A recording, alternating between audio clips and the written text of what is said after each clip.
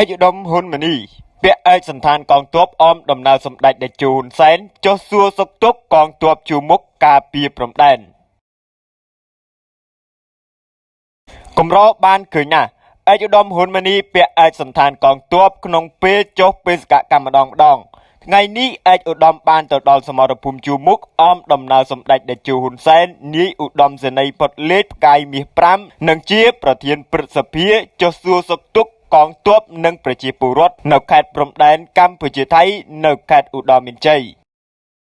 សម្ដេចតេជោធ្លាប់បានបង្ហើបថាឯកឧត្តមហ៊ុនម៉ាណីក៏ធ្លាប់ជាទាហានដែលក្រោយមកសម្រេចចិត្តចូលឈ្មោះជាតំណាងរាស្ត្រខេត្តកំពង់ស្ពឺសូមជម្រាបថាឯកឧត្តមហ៊ុនម៉ាណីបច្ចុប្បន្នជាឧបនាយករដ្ឋមន្ត្រីក្រសួងមុខងារសាធារណៈនិងជាប្រធានសហភាពសហព័ន្ធយុវជនកម្ពុជា